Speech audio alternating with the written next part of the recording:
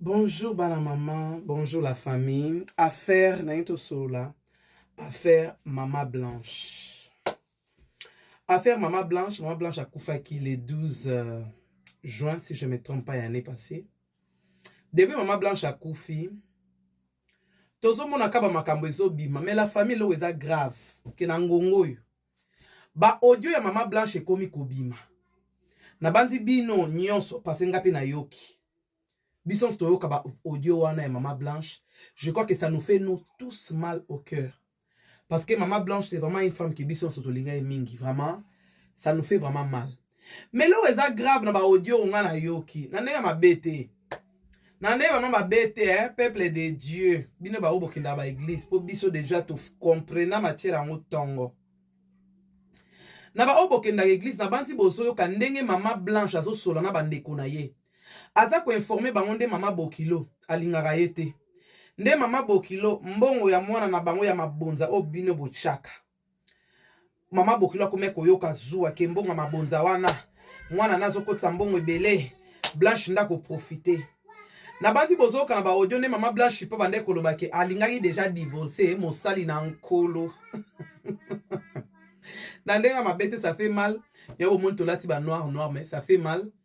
Mais na banti boki na ba audio. Ne Maman Blanche azobake soki ezalaki mpona botaki azali na mwana ne ya moke ya mobali ya suka wana te mais abwaki sa Pasteur Ndundu bino nyonso boyoki yango nalingi naloba boye bamama bamama j'espère que bozoya kofungola matoyi, j'espère que tozoyoka na mpo ngamo nazomiyoka bien makasi bamama makambo oyo kesoi makambo ça ne marche pas yo wana okoma lokola banki obomba ta mbongo te yo koma banki ya kobombaka makambo ya mobali na kati ya motema yo komisa makambo ya mobali yozobombaka bombaka yango kete nakoloba te eloko nini bato bakopense na banzi bomoni Maman Blanche ke lelo to comprendre ke si Maman Blanche akufi si Maman Blanche akomeka kosalisa banzoto mosali na nkolo nde moto bande orendre complexe poni ni Maman Blanche avimbaki Maman Blanche aye munene yo na lobi ba papa bozo na bibonga na bo vanda ba kiti te me bozo na bibonga boyebi ke soki ba femme africaine lelo to décider ke makambo kobotelaka lisusu bino ezate ke soki atolingi biso me tolongolaka bazemi tomelaka bapili de lendemain tokomi na système ya basi ya mindele oyo kata vandi na mobali 15 ans mwasi ya mondele akovanda kaka boye champagne matie kiti vin blanc matie kiti vin rouge matie kliti aboti te oui makambo na aloba moi-même je sais parce que yanga moko babenga nini beau-frère mwasi na boya kobota ti lelo abota te pe babali ye mutu bazo tche mal à l'aise azate soki biso ba femme africaine le to décider to biki okay comme boyaka kofinga biso so to boti boyaka kofinga biso ke o banduta o tala kuna ye kuta ya munene o tala ye kuna base to biki le to bando bota te ba papa bino ba osepela ba famille na bino na bandeko na bino ya basi wana o batulaka na ndenga mabete parce que toyoki voice ke ba belle sœur ba koma koponela pasta bilamba ko lata. Donc Maman Blanche azali na libala me bande kwa mobali nde bakome ko décider eloko nini fo pasta lata. Soki leo ba mama africain babike ten nde na libala na yeki mes. Na yeki muke na batela taille na nga makambo ko bote ezate. Kaka bino moko na bokomo ekomba botaka te. Kaka bino moko na mwasi nini libala eza ko bota. Siko ya ko bota yango na ebite soki ba parents na bino ba papa na ndenga mabete parce que lelo mona na kanda. Na ebite so ba mama na bino ba ebisaka bino te ke mwasi nyonso te azaka na chance ke soka boti parce que tant mwasi azora zemi akomaka élastique tant akomi élastique libumu efungwami ekomi élastique mpona mwana azwa place eza na basi nyonso te oyo bazala na chance ke akozwa nduta te eza na basi mosusu ya ndute kobima ye lokola ya likambo oyo bino bokoma kobenga yango salite eza na basi mosusu azalaki na ye mesi ndenge nazalaka kala bomonika bwe pa base batoyo ebimi bomonika bwe pa libumu ekomi munene neti ngabo na benga yango libumu ya valeur parce que eza libumu ya valeur oyo eza libumu te ke oyo ya buzoba ye ebimisi bana 5 lobaka passé moko akufa mais bana 5 bakote na kata libumu pe babimi baza 4 baza en vie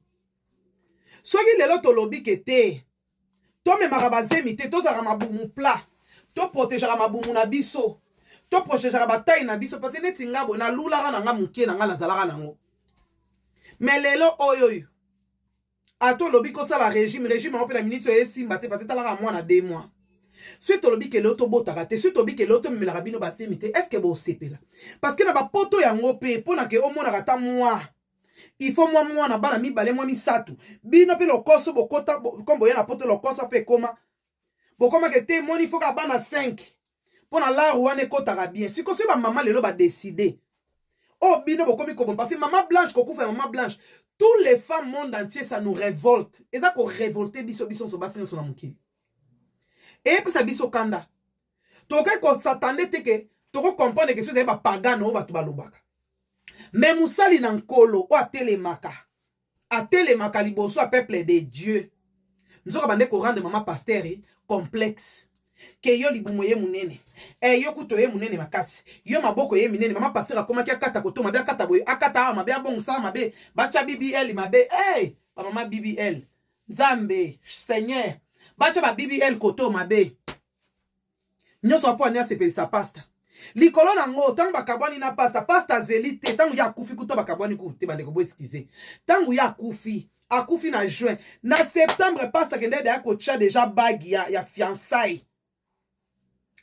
et pas la fille Aïcha ndeko Aïcha awa yo yé muninga kufi 3 mois na sama bele yo balati se bag Aïcha ye batoza basi to botaka Aïcha yo vanda na libala wana na kimia ba mama nyonso parce que justice na Congo ya malonge zate ba mama nyonso bo betela Aïcha makolo bo betela ka ma puta bo betela ke na katikata mipende Aïcha oya ko yeba Riti soki Esther yo kanga kutu Riti Esther Aïcha yo koyeba donc pasteur Marcelo si on comprend bien pasteur wana ndeko na biso mwasi so akufi ezaye so ndeko na biso mwasi akufi ezaye parce que ba voice solo ba ke maman Blanche nga da divorcer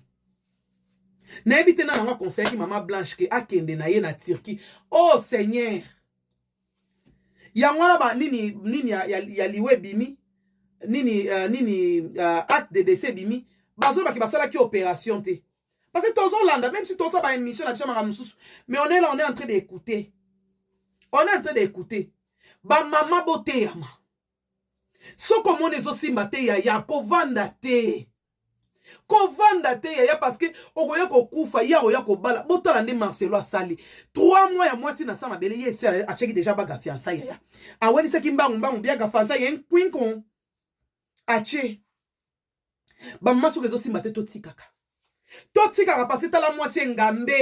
engamba mwasi kitoko Blanche akeka boy